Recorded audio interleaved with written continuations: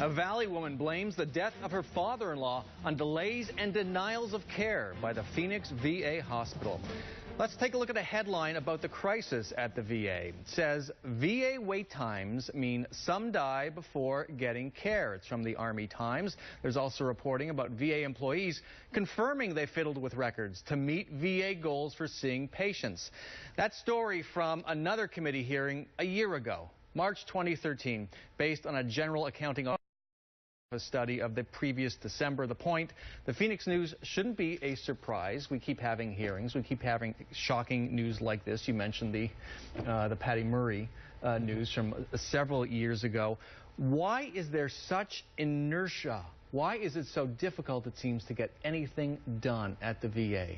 Or maybe I'm missing some real gains. You know, I wish I had an easy and pat answer for that, but I don't. I mean, it's hard to understand considering, you know, not just this story, but as you said, stories of past, and it go back to the Vietnam era.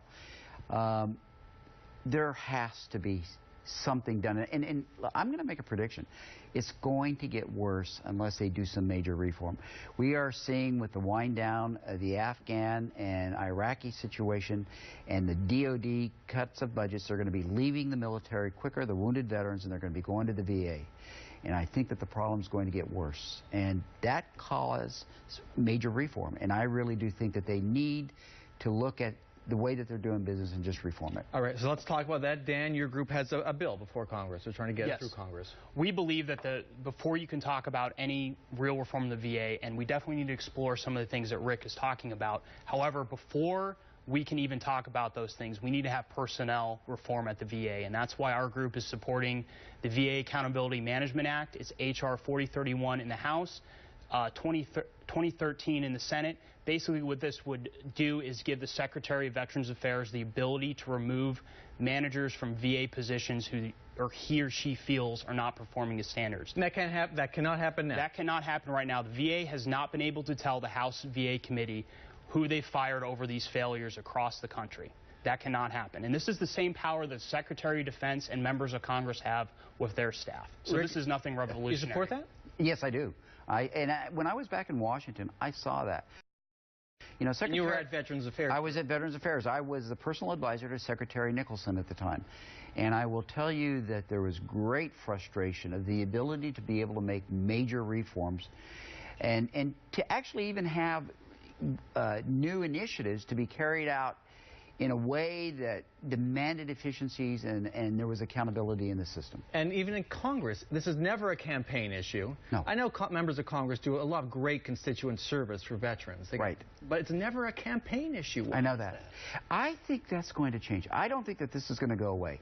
I don't think this is going to be the story of the week. I just have just a feeling, quite frankly, that this is going to be in the news for some time.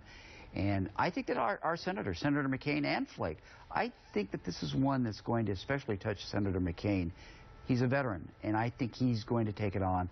And God help those in Washington that don't understand the way he can take on an issue if he really feels it's important enough. Brant, fight like mad, yeah? I think our congressional delegation has focused on this issue, even though it might not be a campaign issue. Almost every member of the delegation has focused intently on the problems of the Phoenix VA. Congressman Salmon and Gosar sponsored legislation to hold the VA accountable before this came out. I used to work for Congressman Schweikert, has a VA caseworker in his office. He made veteran issues a priority. Same thing with Congresswoman Sinema, Congresswoman Kirkpatrick.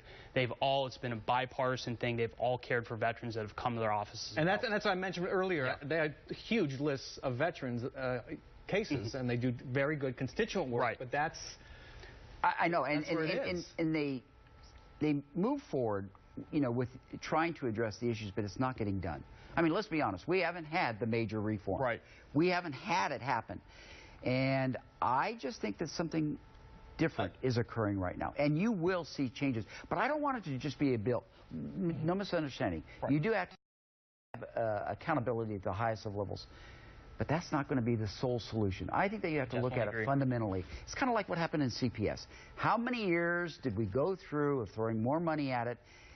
And finally you had to sit there and say, wait a minute, we got to look at this differently and just have major reform. Rick just nailed it. 15 seconds. Rick just nailed it. Yep. Okay, we're going to leave it there. Rick usually nails it.